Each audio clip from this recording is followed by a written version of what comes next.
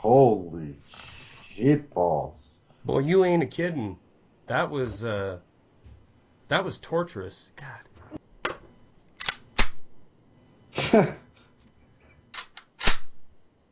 Oh, well, that's classic.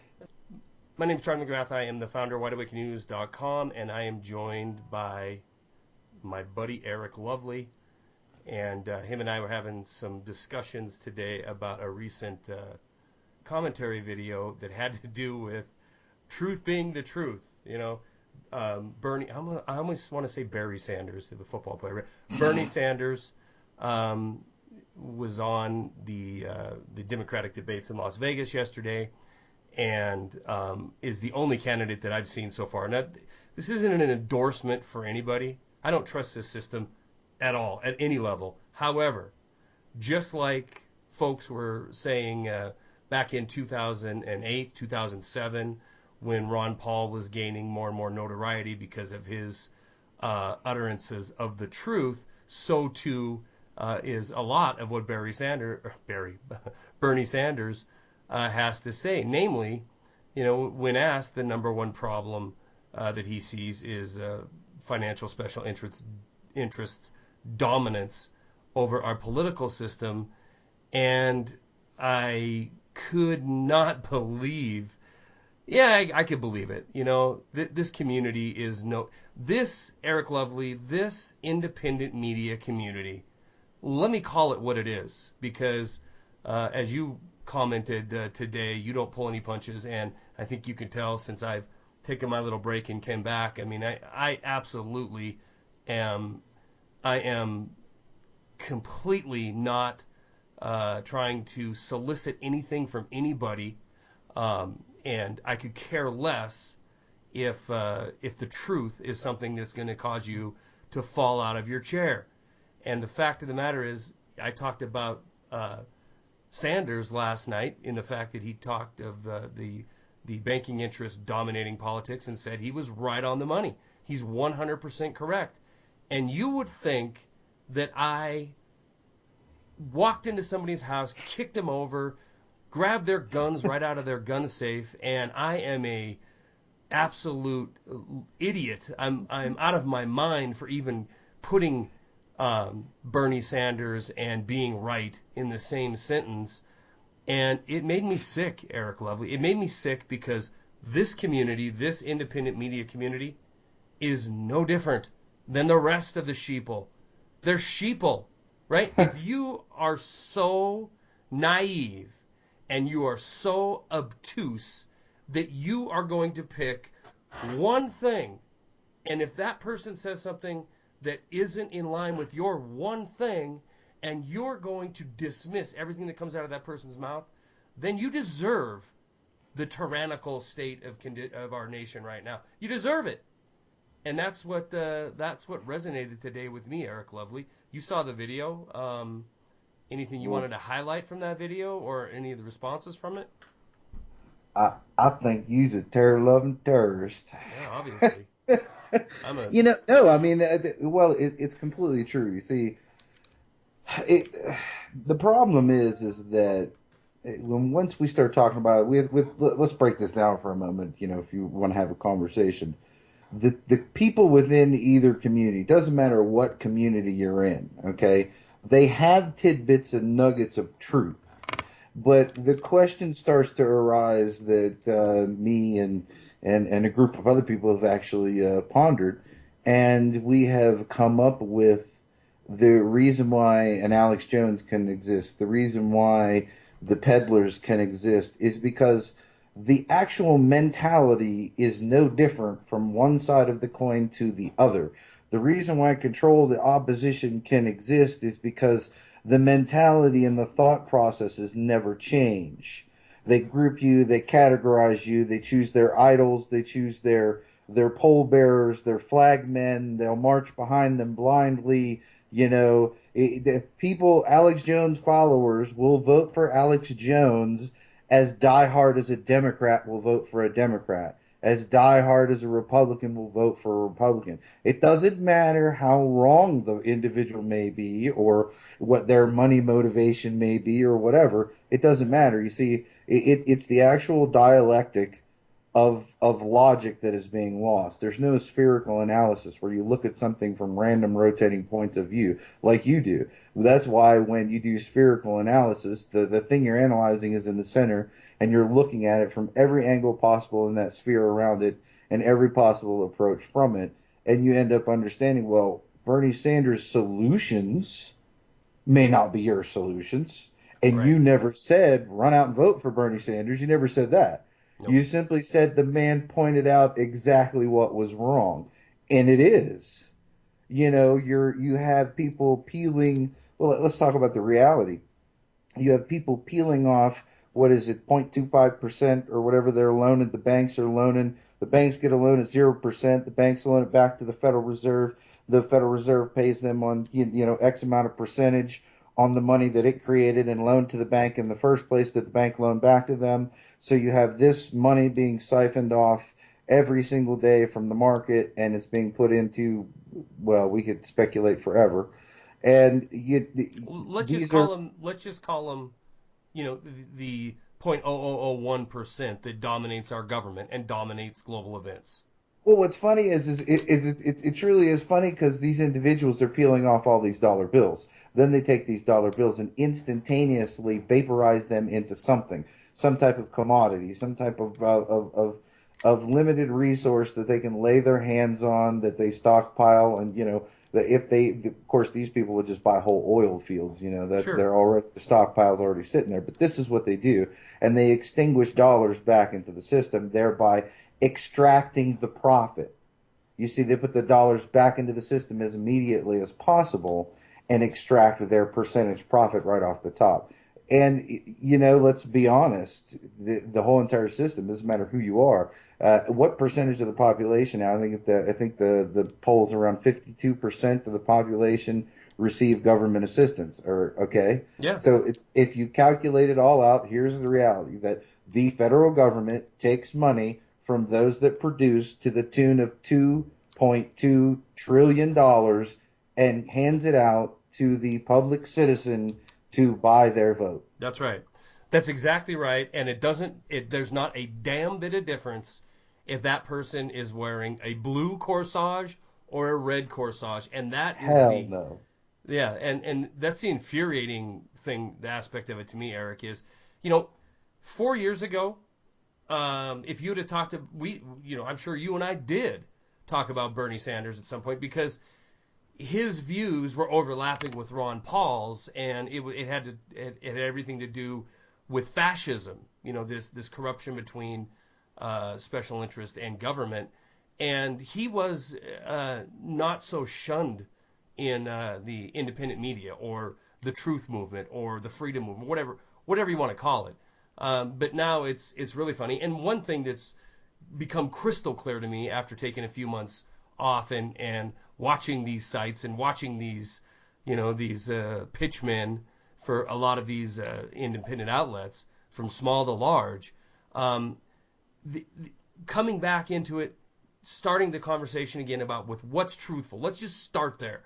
What is truthful? Of anything you heard from the red team's bullcrap to the blue team's bullcrap, what is the one thing that's been 100% the truth, and probably the only thing that's been 100% the truth, is his statement last night that what this country needs, now he said political, what this country needs is a political revolution because banking interests control too much. They have too much power. They have too much control. And in fact, you could even make the argument that now the government is a special interest lobbying corporate financial giants in order to govern a country. So the script is flipped. I mean, we are far, far down the road from where we were in 2008 as far as a tyrannical fascist state goes. But the one thing uttered was, hey, we got the bankers are too much in control, and the one thing we need desperately in this country is a political revolution. And I'm like cheering, yeah, right on, man.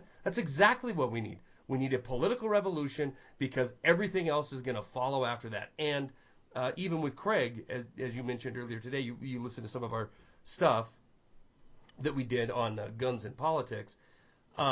Even he sent me a text and was basically chewing me out for saying anything positive about Bernie. And I'm like, you know what, man, I don't get it. When did the truth suddenly become only a alternative media thing or only a Republican or Democrat thing? The truth's still the truth. And at the end of the day, what would you rather deal with? Would you rather deal with Bernie Sanders, who there's no question about what his beliefs are, his ideology is, because he doesn't try to hide it. He doesn't try to go before the cameras and pretend he's something and then do something else when the camera's off. So you know what you're going to get. If he was president tomorrow, I think we would be far better off because we knew what the opposition was going to do. We didn't have to listen to somebody like Bush come out there and talk about freedom and talk about individual personal sovereignty and Second Amendment this, and it's always going to be America that, and then to find out he sold us down the river to special corporate interest as soon as those cameras are off. We know where Bernie's going to stand. He might come for the guns. He might not come for the guns, but you're not going to be guessing about it. And, that was my point to Craig was, do you want to deal with a real individual that you might have complete, total 180-degree ideological differences with, but it's an honest difference. It's an honest intellectual difference, not some kind of crap that is put out like advertisement in order to entice people like a lot of the folks that were commenting about, I'm a Second Amendment, come get it out of my cold dead hands. Well, you're an idiot is what you are. You're an idiot if you think that way.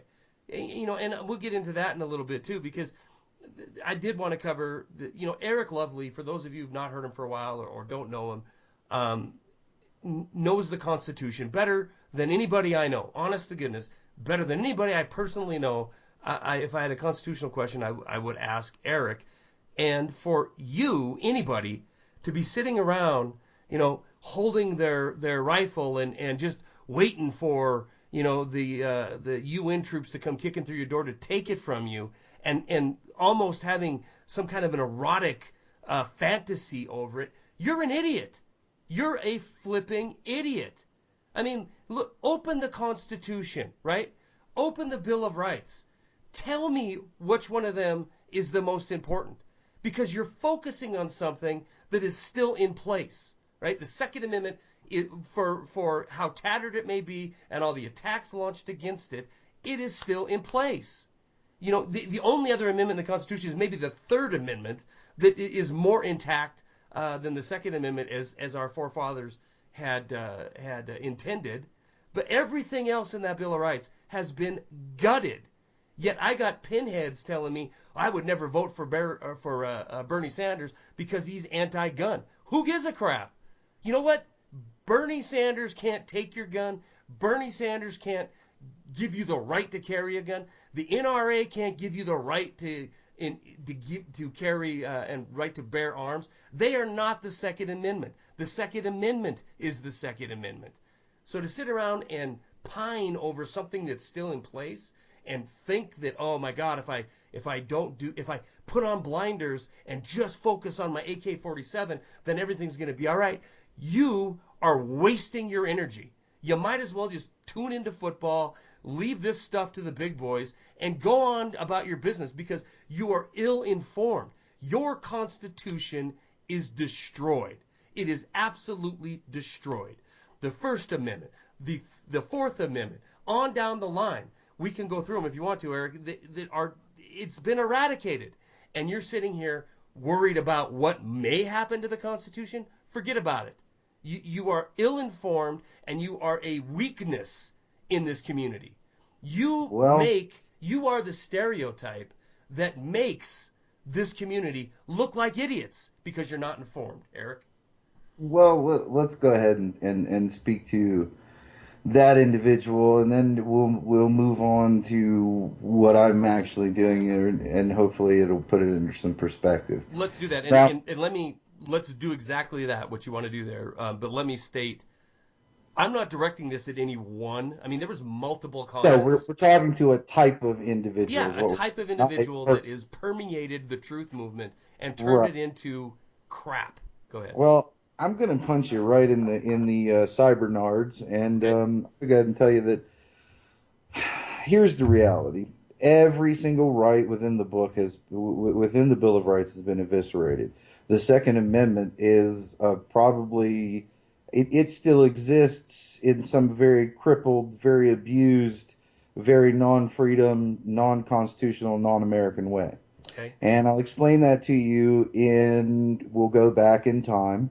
And back in time, George, this old guy named George, he was having a conversation I call him. with some delegates and some congressmen, and they were all talking about the Second Amendment. And George said, well, he said, I'll give it to you like this. He says, I was in dire straits. I was commanded by the Congress of the continent to assemble an army and face off with the king.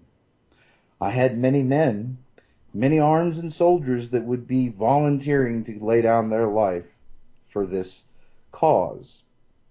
But I had no artillery, not a stitch. I couldn't build it, for I had no time.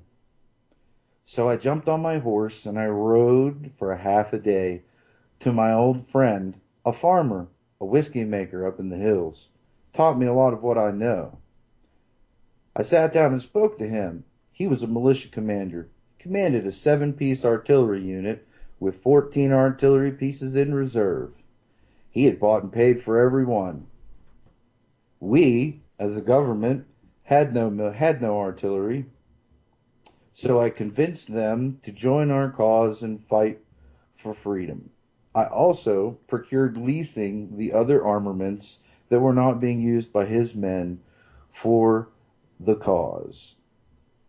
So when you ask me, George said, the Second Amendment is the foundation of this nation and the idea of the individual citizen to wage war.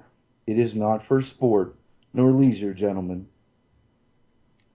People need to start listening to our forefathers and understand that your little pop gun that you get to carry around and the rifle that you may have stashed in your tube buried under the ground to fight the UN space aliens that are going to come charging out of the sewer pits to get you isn't your Second Amendment. It is such a far cry, has nothing to do with that Second Amendment, because the original Second Amendment is about the citizenry itself prepared to wage war against all aggressors of its freedom. Period. End of story. So the idea of defending yourself against a carjacker or defending yourself against a rapist or a mugger or some other version or criminal is completely nigh on secondary. Right. The reason why they spent many years and Bush finally put pen to paper and eliminated posse comitatus is because posse comitatus is a handbook. It is an explanation of the Second Amendment to the common citizen, how it's erected, how it's formed, how people are elected, how you are supposed to police your own neighborhoods. That is correct. There's no such thing as the police. The police are an unlawful organization. You are the police. That's what freedom and independent sovereignty is all about. Yeah. Your community. You know, it even there are even some aspects in there that people should look at about where rifle and shot, artillery and things come from. It comes from the community, and we could go on into that. But the reality and I don't want to. I know you're right, and I know you and I could have a 4-hour thing on this, but on this talk, I want to keep it. The reality is there's absolutely nothing left of the Constitution. You know, we let them dissect speech up into hate speech yes. and inappropriate speech, and you know, so now they can tell you where you can speak and where you can't speak. So this whole idea is completely just the only way for you to process this. Bernie Sanders, and let me tell you, hello, I am not a Republican, I'm not a Democrat, I'm certainly not a Marxist. I am what's called a Jeffersonian, a classic liberal. I'm all about the individual, independent, absolute rights of the individual, period. Yeah. But Bernie Sanders is completely correct. The problem is his solution is a communist version of what you already have. Bernie Sanders will always be against this system because this system is his evil, ugly twin brother called fascism. Communists have always been anti-fascists. He points out the facts that they are fascists, okay? Yeah. He talks about the control of the money system. He's talking about the differences between the fascist so-called utopia and his version. So it's not like he isn't telling the truth. This is the reality people need to sink in. He is telling the truth on what the problem is. Now, identifying the truth is your first course of action. Then coming up with a viable solution that is confined within the law is what you should do. Well, and I do And believe that's why, again, you and I think, are in 100% agreement on who Bernie Sanders is, and that's actually to his credit that we know who he is, because he's not a coward and he's not afraid to tell you what he is and what he wants to do and what he thinks is right and what he thinks is wrong, like 99% of all other politicians are, including the heir apparent to the Libertarian Party, Rand Paul. The oh fact god, is, you're going to know where Ron Paul stands. You're going to know where Bernie stands. But to your point, I do believe that he came up with the solution that is probably, at this point in time, Eric Lovely, all the years we've been doing this, watching the destruction of our country, his solution was, we need a political revolution. And I don't disagree with that at all, because I think any kind of revolution but that what is does that sparked mean? is going to quickly turn into a cleansing, if you will. Define for me Charlie McGrath's political revolution. Well, I don't think there's any. I don't think there's any political revolution. I think him saying a political revolution is, he's describing, hundreds of thousands of young people coming forward, donating money, getting out the grassroots. But I don't. I mean, I don't think there's any good What communist you out there think? that doesn't understand what revolution in his mind means. It is the revolution. It is the toppling of the fascist system. And But I this don't is a disagree with that. I conversation. don't want to. I don't want to install some kind of Marxist communist system. But I do believe that there is a revolution that needs to occur in this country, for this planet, on this planet, if we want to experience this condition called freedom, because it's rapidly dying on the operating table. Well, it's already dead. And see, the whole idea of anyone attempting to save it is just ridiculous. At Yeah. this point, you simply let it die. Um, the reality is that you need to. I've constantly been pushing Jefferson and the Jeffersonian principles, because that leads you to jural societies. Yeah.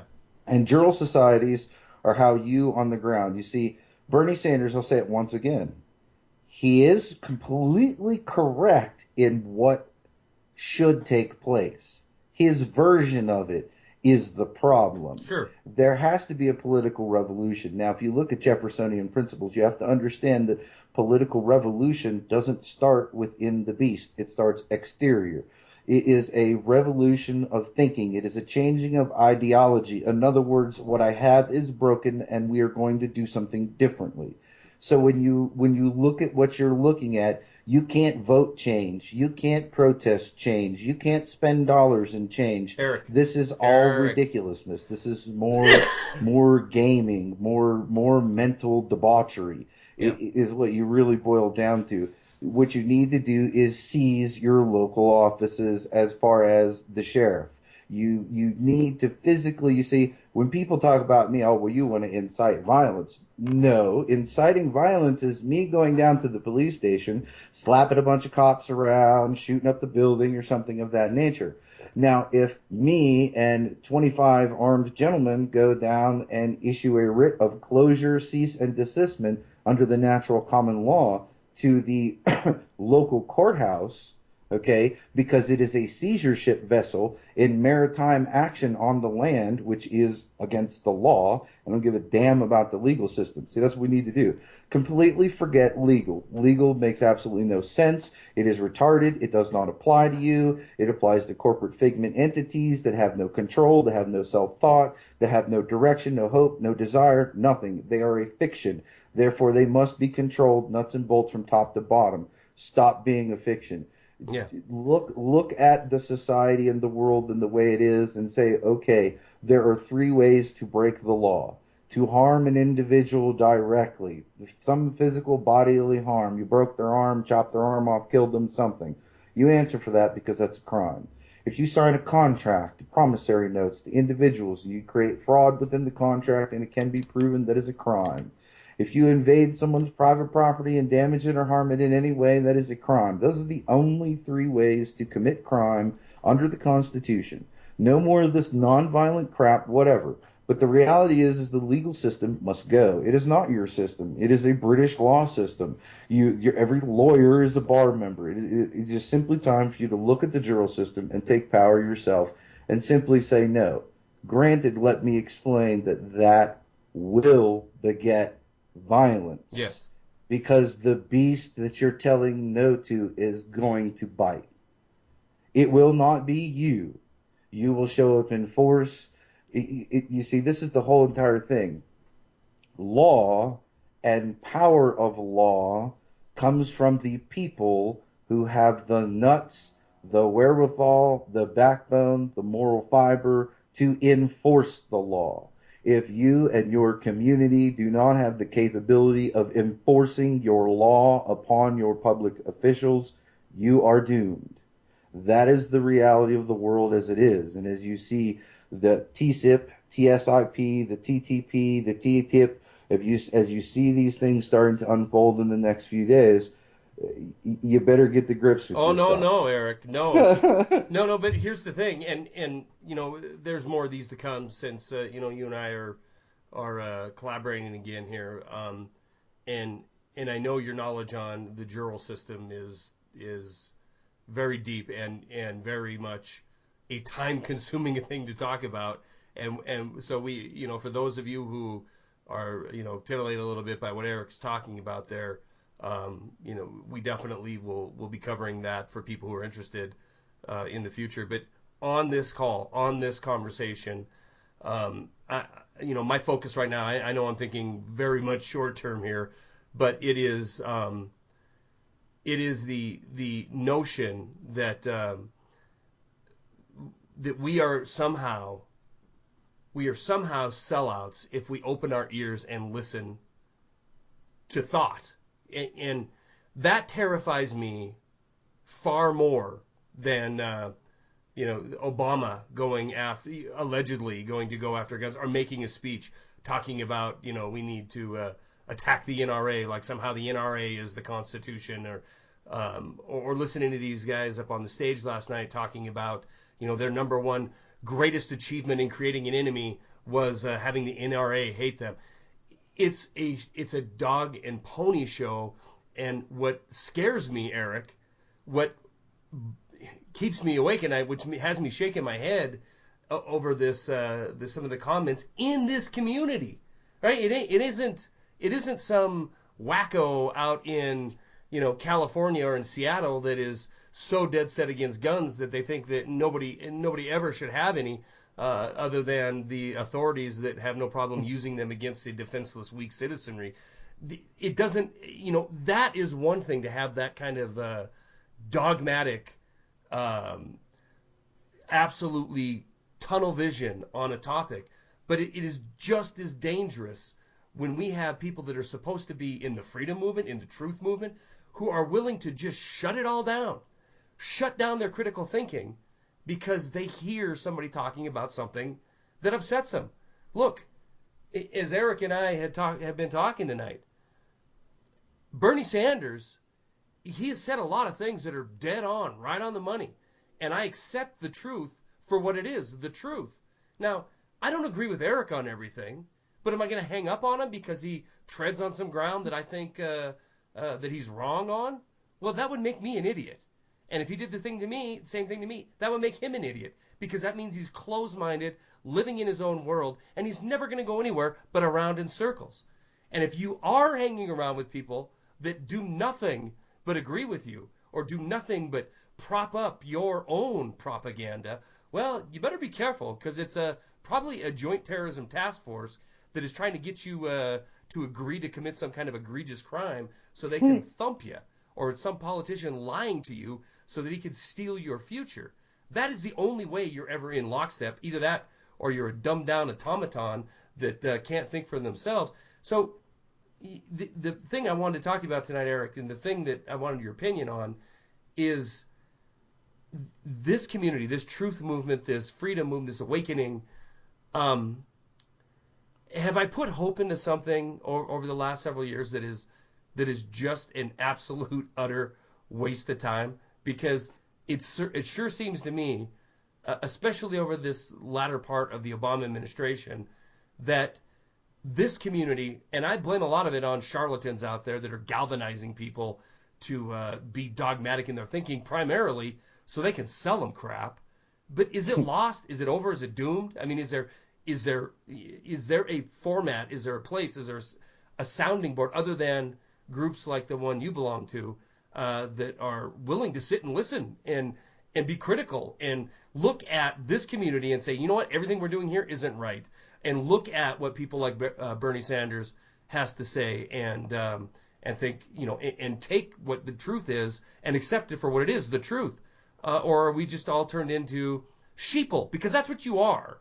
If you just think, okay, well, you know what, he said something once about he only wants 5-round capacity in his AR-15 like Canada. I'm not listening to another damn word that comes out of his mouth because he's anti-Second Amendment. I'm turning him off. And Charlie, you're a piece of crap if you think anything he has to say could possibly be the truth. I mean, to me, open-mindedness is the foundation of gaining any kind of momentum towards a positive outcome for this country and for personal freedom. I would say that as a whole, as the large mass percentage, is completely correct, which I've been telling you for some time. Yeah, I know. I hate you for being right too. It's virtually completely useless. What you see is that what I was talking about earlier. Truly awake. You have all these people that claim that they're awake, but they're not. They haven't changed the way they process information. They haven't changed the way they look at data, who it's linked to. They haven't changed, like, data becomes more acceptable and more pliable and whatever it is, depending on the personality that's pushing it and, you know, whether I like the tone of voice, the actual data and content itself really doesn't make any difference. So they're not any more awake than they were on the other side of the coin. They just have a few more tidbits of facts that shift them around the board a little bit. Yeah, so the definition of awake has been made, in my opinion. Somebody says they're awake, okay, prove it, you know. It's just fashionable, because the reality of actually being awake is being able to accept data from any point of interest, no matter how obscure, weird, abstract the thought process, no matter what the person looks like, no matter how much they're screaming. Can you derive content and information from it? If you can, then you verify the data, cross-reference it with other data, and you know what? That loudmouth lady who's screeching and her voice is horrible and you can't stand it and she makes your skin crawl, whatever it is, right, she may have the right answers. Sure. And, you know, it's because of the lack of ability to accept pertinent data and disseminate and actually discern what is pertinent data is a real problem. It's like, okay, this person who is anti-gun automatically makes everything they say wrong, and that person is pro-abortion and everything that they say is wrong. And, you know, they're looking for their idols, they're looking for their Superman, is what it is. And it's no different than if you're considered to be progressive and liberal, and somebody like Donald Trump says something and you automatically discount it because he's tied into the machine. You know, that is dogmatic, and dogmatic equals sheeple. That you know, we should do T-shirts. Dogmatic equals sheeple, because you're unwilling to listen to anybody else, and you're unwilling to accept the truth when you hear it, unless it comes from the right platform or the right the right sponsor, if you will. Yeah, you know, see, and here's the problem is that, you know, by the platform itself, that the problem is not content provided. You have content provided from every spectrum, from whatever you want to call it, whore bombing. You know, the whole idea of you're just a whore for bombs. You just want to bomb everybody from here to kingdom come, all the way to the other spectrum of hug a tree, don't kill any flies. You know, you should stroke and sing the green leaves, whatever you want. You know, the spectrum is out there. The problem is that the people will not pay for it. The content is not important to them. Therefore, they demand that the enemy, corporations, okay, it doesn't matter what your intentions are. If you're incorporated, you're part of the machine, all right? And that's the end of the story. So then they force us, the content creators, to use the machine to provide us with the ability to give them content instead of them directly paying for the content themselves. However, if you notice, though, idolization kicks in and shock jocks rake in the money. Yeah. That's what Alex Jones is. He's a shock jock, just like, see, Howard Stern was a shock jock who peddled vagina and whatnot on the radio. Okay, Alex Jones peddles the whole antichrist porn, the whole and doomsday end of the world stuff, and they money bombs they show up for. The guy's getting a divorce and he owes $4 million to his wife, and yeah, and all of a sudden he's having another money bomb. Yeah, okay, so. I'm not accusing anybody of anything. I'm just saying, you're all of a sudden you have a money bomb but you just got ruled against in court that you owe $4 million to your wife and whatnot, allegedly. We'll say that. So the whole idea here is that that's the reality. The actual mental scope and how the mental process goes hasn't actually changed for the bulk of the individuals, even though they moved over to the camp of the supposed freedom movement, because they won't simply start to question themselves. What are the morals I was taught? What are the lessons that I taught? What actually do I believe in? What are my foundations? What are the different data points and interests in the world around me? What is truly going on? Do I believe in offensive murder, death, and killing in foreign nations? These are all things that people need to start looking at, and they need to listen to as many data points as possible to be able to disseminate the information into their brain and actually consume it, and then be able to actually discern and process, well, this is the moral path out of all of these pieces and all of these mixes.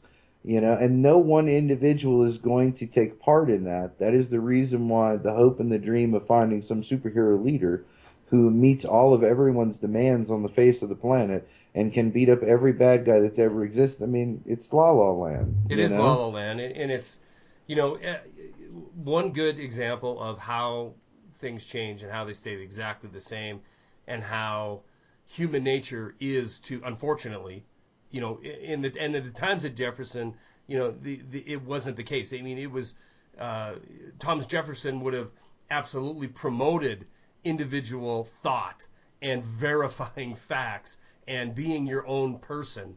But in today's society, for a myriad of reasons, we have to latch on to something, and I was thinking back, watching what's going on with Bernie Sanders, and I've already drawn a little bit of a comparison to Ron Paul. And you and I have talked about this before as well, which I believe are these relief valves in society. You do have a number of people that are maybe tied up in the red camp or the blue camp, but they tend towards critical thinking, and they need to have these relief valves, in place. And it was Ron Paul when Bush was in office, and we were, all sitting around waiting for Obama, and now it's Bernie Sanders that Obama's kicking out, and we got to go through this pony show once again. But at the end of the day, looking at Ross Perot, looking at Ron Paul, looking at Bernie Sanders, they're titillating. So look at that. I don't know if you watched a debate last night, but if you did, what you saw a good-looking governor from who cares. You saw a war vet, and you saw a goofy-looking governor from Rhode Island, and then you saw Bernie and you saw Hillary. And it took about 3 seconds to realize, well, the candidate's there, and all these other people here are put here so that we can feel like we're part of this democratic, quote, process. Just like, when we watch a Republican debate, you have Trump up there, and he's the eye candy. He's the one that's sensationalizing, and the hardcore neocons are jumping behind him. But at the end of the day, we all know the truth. It isn't going to be Bernie Sanders. It isn't going to be Donald Trump. It isn't going to be anybody other than the caste, right? The caste that has been put into place to dominate and destroy through fascism this country. And I don't care if it's Democrat or Republican, because there's absolutely no difference to, as far as And I'm concerned, and that is the truth. I truly believe that, and that's why I can say to you that is the truth, because it is a fact that regardless of who comes into this office next, everything that we've seen over the last 8 years will be just like everything we've seen the 8 years prior to that. It is a completely corrupt, fascist system where corporate interests dominate our politics. And in fact, like I said at the early beginning of our discussion here, it's almost flipped the script to where government is a special interest, lobbying corporate interests in order to govern.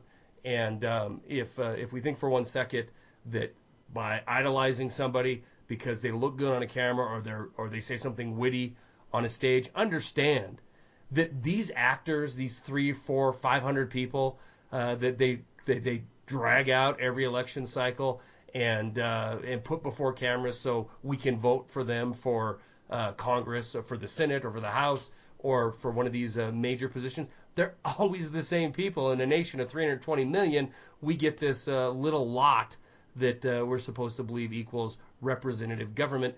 And as long as we are willing to shut somebody down, anybody down, if they slam Alex Jones, if they slam the Second Amendment, or if they slam somebody who is not in support of the Second Amendment, if we're that narrow, that obtuse, then guess what? This is what we get. We get a cookie-cutter nation of sheep that are just lining up for the slaughter, Eric Lovely. well, if people think I don't know what to say really, except that the realization that it doesn't matter which one is elected. I believe Ted Cruz has a real shot at this because his wife is the orchestrator of TTIP, and the TTIP, the TTP. She wrote all of them with all the corporations. But anyways, Bernie Sanders, for as right as he is, he showed you in that debate one major thing. He's part of the team. Sure. Because they asked the question about the emails, okay? And they kept talking about her emails. And what did Bernie Sanders do? He stepped up to the plate. He took the hit. He played guardian of the little misses or whatever it was for the party. And and he deflected that. But the realization is as more information comes out, the emails are huge because it goes to Benghazi, which is where they were laundering the money and filtering the money into ISIS, and the CIA was using that to fund ISIS and so on and so forth. Which so all began with murdering Gaddafi and Hillary heckling about it. Correct, and on and on and on. And Bernie stood there carrying the banner for the party. And drag it out even further, Eric. Drag it out even further. Murdering of Gaddafi, Hillary chuckling about it evilly, demonically, spreads to what we see now, which is anarchy in North Africa. We see Russia, a nation that isn't going to just step aside and let a paper tiger tell them what to do, lining up with Syria, lining up with Iran, setting the stage for what could be, true Armageddon on this planet. And yes, he stands there and makes a little quick-witted joke about, isn't it time just to move on, forget, who cares about the emails? Yeah, that's the problem, is too many people don't care about anything that isn't sensational or isn't the party line. And I'm going to do something, since it's not radio and whatnot, as far as it's really just a conversation, but do something I never did before. For all those smackheads 6 months ago who wanted to tell me I didn't know anything about Africa, there was no proxy war with China going on, there were no issues about gold and all the diamonds in northern and central Africa, and 6 months later, why don't you get a newspaper somewhere and take a little look and see who was right about the situation that was going on in Africa. But that's a side note. That's my own little personal opinion there. And, I hope that people really, truly come to grips with the process of thinking. If you truly want to be awake, if you truly want to think about what's going on, then you need to start with how you think. What is it that, has attracted you to people that you listen to? Challenge yourself to listen to people that you don't actually like. Yeah. Okay? Challenge yourself. If you never, I don't care how right you are, if you don't test your own theory against the metal of those who you are opposing, then you're an then you don't idiot. know if you're right. Yeah, you're a Then moron. you're a You're moron. just And saying that I'm is, right I'm so because glad I'm you brought right. that up because we can all relate to that, can't we? Absolutely. Going into work, going into the office, getting on the phone, talking to, some of my coworkers and colleagues around the country, and getting into the topic of politics and asking them, well, did you watch that debate last night? And, basically they're offended that you would even ask. Oh, I could never watch that. I could never watch those Democrats. I don't care what they have to say. They're all liars. And I'm like, seriously, you're going to blindly vote. You're going to go through the process. And as long as, it's Fox doing it because it's the Republican debate, you'll tune in and get your mental masturbation on. But if it's something, the opposition, you don't have a clue. You don't know what they're doing, what they're saying, what they're planning. Because if you did have a clue, you'd realize it's the same damn team. They're the same team. But most people don't. That's the cookie cutter sheeple nation. And we've talked about this for years, and I will say that I'm glad to see that you're continuing to come around and see the unfortunate light. Um, but the realization is that in very short order, I do believe as China amasses more gold, the issues going on in the Middle East with now the Russian Air Force laying down the wood. The call for global economic governance has gotten louder, not quieter. It continues to march on. It continues to get louder, and with the Trans-Pacific Partnership, I mean, people need to realize the prices of medicine are going up almost exponentially. Okay, they're adding internationally 15-year moratoriums and guaranteed monopolies to American pharmaceuticals. Okay, they're moving into the Asian Pacific pivot. Okay, they're targeting Asian Pacific countries, and what they clearly came out when you start looking at this information. I can't remember who the gentleman was. He was a nice looking black guy in a white suit, and he was talking about TTIP, and he actually used terms like rules of engagement, Yeah. assets of condonement. He was talking in military terms. He was an economist talking about a trade deal that we haven't even seen, and he was die hard, Charlie, let me tell you. This guy was talking like he was moving combat pieces on a chessboard. Well, that's Like what he it was, is. I mean, it's ridiculous. Yeah, well, that's what it is. Unfortunately, most people have no clue what the TPP is. They are concerned because, some legislator somewhere is talking about limiting the rounds in a magazine, but they're not concerned about uh, this ridiculously onerous legislation that you don't get to see. You don't get a vote on. It's top secret. And at the end of the day, you're going to have corporations that are going to be able to sue governments into oblivion because of this TPP. Well, Everything that you it's even do, better. No. It's even better. It's even better. Now they don't even sue them. They take them to an that's external true. international That's tribunal right. That's where right. the Constitution, your laws, jack shit is what it It means. doesn't, It yeah, means whatever that tribunal says is law. right. And if that affects 320 million people in that country, too effing bad. Because now we have this treaty. And now we're going to govern the planet under this new global financial governance. It is what it is. It isn't a secret.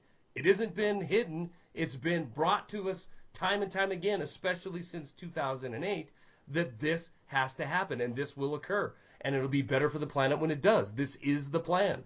But let's sit around and argue about, corporate interest. Let's argue about corporate logos on the next Super Bowl. Let's argue about what this senator has said about what they're going to do with your guns. And and I know people that didn't watch the video or have not seen or heard my videos before at this point probably think, Eric, this guy's a gun hating d-bag that thinks nobody should have guns. And I just want to point out, for those of you who don't know, nobody on this planet is more of a proponent of my inalienable rights, which is to keep and bear arms. I don't see them as a hobby. I don't see it as a sport. I see it as the ultimate check and balance on government. at every level. That is why I support the Second Amendment, and I take advantage of it. I'm not ludicrous enough to think that any organization, regardless if they're the NAACP or the NRA, has given me a damn thing. They're not the Second Amendment. The NRA is not the Second Amendment. Bernie Sanders isn't the anti-Second Amendment. It is in place, and it has been largely skirted around and used as a political football because guess what? It works. It's just yet another divide and conquer rhetoric tactic, and it works. It works beautifully to keep people divided and arguing amongst themselves. Eric, let me ask you this, and we're pushing an hour, so I'm gonna not go over that, but oh, I'm good. We can roll on. I know you can, but I don't want to put a 4-hour thing out that people are going to watch. But let me ask you this. You and I started talking, I believe, in 2008 or early 2009, and we had talked about, this divide and conquer. We're seeing media that, is promoting bailouts, promoting more government expansion, and we were warning people, and a lot of good folks that are still around, they're somewhat overshadowed in some cases by not so good folks, in my opinion. But we talked about, you watch this divide and conquer rhetoric. Watch this. You got to be careful of putting all your faith in Ron Paul. You got to be careful of putting all your faith in Bernie Sanders because they're being used as a relief valve, and then we're going to see more divide and conquer rhetoric piled on top of them. Ron Paul leads into Occupy, leads into relief valve, or leads into more division in the country, more than I've ever seen. And I wanted to ask you, in your take down there, Colorado, I travel a lot, as you know, all over the country. And in fact, we talked about China. I'll be there in about 3 weeks. I've not seen my country more absolutely divided, ready to rip itself apart at the drop of a hat. And usually that drop of a hat is an engineered slogan that is going to facilitate carnage in this country. Divide and conquer is the ultimate weapon of mass destruction, and I've never seen it at a higher level than it is right now. You tell me your opinion. Oh, I would agree because I have communications and emails to I would say 15 of the states with jural societies, questions about them, constant. I'll do emails and whatnot during the day, help them out, and I would say that you are correct. The divide and conquer strategy is being used as an amazing fiddle. Groups are fractured into groups, into subgroups, and into subgroups. Everybody is so fractured and so pins and needles, and one little thing pushes you out of that group into this group, and one other little thing will push you out of this group into another group. The whole thing is ridiculous. And when you're all divided, when you're all in your little groups, and you're all stroking each other and telling each other how great you are, guess what? You've lost. Easy to mop up. Yeah, you've lost. You've already lost. And let me go this far, because I agreed with Bernie Sanders on several items and points and things. I'm going to go ahead and I'll take it even further than you, Charlie, and really, really freak people out on this aspect. I believe that a weapon is the direct righteous application of your own free will granted to you at birth. If you choose not to have one, then you deserve no right to free will at birth. Now, this is my opinion. It is not something I can enforce. I believe you should have a handgun. You should have a rifle, a sword, a bayonet, a pig sticker, hand grenades, claymores, bazookas, AMRAAM rockets, Apache helicopters. I don't give a damn. If you can work in this life and earn the money and the skill to maintenance and service that piece of equipment, then damn, roll you an Abrams out. Get you some howitzers. I don't care. The Second Amendment is about your right to defend you and your community's right to self-awareness, self-determination, and its righteous right to existence. That's right. That is what the Second Amendment is about. And if you own guns and they're in the closet and you don't do any training, all of us should do more training than what we're doing. I try to get in 75 dry fire drills in a day. I Like I'm doing right always, now.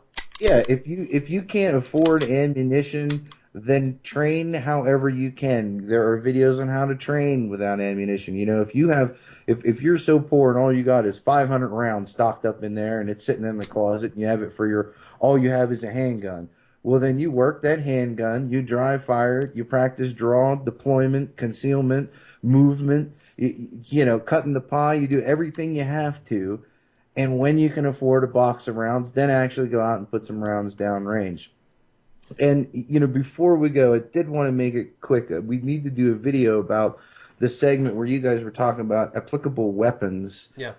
and the military, and we need to think like the military, but what the military has provided doesn't exactly mean that that's the best weapon, Yeah. because I got your comment on that, and that is a that is a good discussion to have. Uh, Definitely that is an hour long. But what I wanted to do was Craig and I are recording one tomorrow that we've already got the topic planned out on. But the next week I wanted to get you on to go over that and oh, rehash I'd that love debate. to. I'd Yeah. like to sit down with the three of us and actually talk about, because you guys are definitely gun enthusiasts and so on and so forth, and different variances of training. I'm familiar with your background. I'm not really familiar with his, but the idea is that when we start talking about the Second Amendment, what does a real world application mean? And you run right into this giant word called logistics, and that's what we need to have a conversation about. What is a weapons platform logistics makeup? What does that mean? And that is, yes, Charlie, a long conversation. It'll be a fun one though, and that's the kind of thing I can talk about for hours and hours and not get bored of it for sure. And I think it's critically important. But again, um, guns, I love them. Growing up with them, military, combat, seeing every aspect of their use, seeing what they can do to human flesh. I love my guns. I love them. But me being that isn't. I'm with you at lockstep. That isn't the Second Amendment.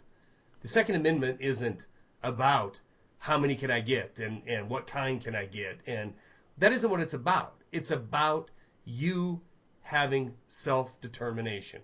That's what it's about. And to skew it into something that is a football, a political slogan, is demeaning. It is absolutely insulting to the people who've died defending our country or fighting for this country. It's an absolute insult to the founders of this nation to think, well, the damn Second Amendment haters are making me go to a 10-round mag instead of a 20 or 30-round mag. That is a waste of your energy and an insult to the people who truly know what the Second Amendment's all about. And before you sit and pine over an amendment that has, yes, been trashed, but if we look at the Bill of Rights, it is absolutely gutted. And take a look at the First Amendment and ask yourself, has that been harmed? Is that something we need to get back? Is that something that's already lost? Why aren't we fighting for the things we've already lost in this country? Take a look at the Fourth Amendment. You could be killed by your government. You could be killed without a trial, without a jury, without anything. You could just be blown away or locked up forever. Your Fourth Amendment's gone. But it all comes back, Charlie, to the Second Amendment. You see, that's what people don't understand. Law, what the Bill of Rights was, the Constitution was not ratified. It was rejected. The people of the many states created the Bill of Rights and said, this is the foundation of our law, and if it is the cornerstone and is added to the Constitution, then we will accept it. Sure. The cornerstone of that is the Second Amendment, because the people of the time realized, if I am the sovereign, if the people themselves are the power center, they must be able to enforce the law. That's right. Without enforcement, because you're a coward, because you're whatever you are, and you won't walk down as a community and enforce the law. When the cop tells you to go home if you leave, he's enforcing his law, not the other way around. fear. It is about, they try to tell us in so many ways. If the government fears the people, liberty grows. If the people fear the government, liberty dies. It's very simplistic. Do you incite fear with your stupid sign and your rainbow tags and your pin button crap on your shirt and standing on the street corner for 7 hours? No, because they have no fear that your dead, lazy, unself-sufficient ass will be back to work for corporate man on Monday, and you'll be back to selling the goods, and you'll be back to shopping at Walmart, and you'll be back to paying your taxes. This is the reality. Yeah. It is time for a complete political revolution of the mind and the mass body politic. Bernie Sanders had it right. I agree with you 100%. And the very first step back to, you talk about basics 101, my very first video, all the way back to, 2008, and you even a lot farther in your sovereign movement and whatnot over, decades. The very first thing that you would ever tell anybody, your best friend to your worst enemy, is you have to have an open mind. You have to listen to what your friends and your enemies are saying, and you have to digest it and realize the truth is the truth. Even if it's coming out of the devil's mouth, it's the damn truth. Well, yeah, that Sun Tzu, the greatest mastermind that ever lived, rule number 1, know thy enemy. You can't if all you're doing is patting each other in the back saying, you know what, the red states rule. You can't. Circle jerk. Circle jerk. Getting your mental masturbation on. Eric Lovely, this was fun. Hour 4 minutes long. I'm going to work on getting it posted, and we'll do it again. But definitely, our next Guns and Politics comes up tomorrow with Craig and I. But the following week, I want to get you on, and we'll talk about what governments use, what you should use, what you should have in your repertoire. I think it'll be a fun conversation. Absolutely, I'm ready for that. Let's talk about weapons platforms and impart some knowledge to the common American guerrilla fighter out there hiding in the bushes, waiting to jump out and snatch a chicken leg. Well, and I'll say for any who's listened this long, if I've offended you, good. I hope you think about what I said, and if it made you more critically think, then I feel like that I've not wasted an hour babbling into this blue ball microphone. Oh, thumbs up and subscribe on the bottom. Stop being wankers. Thanks, Eric. I'll talk to you soon. All right, man. All right, bye.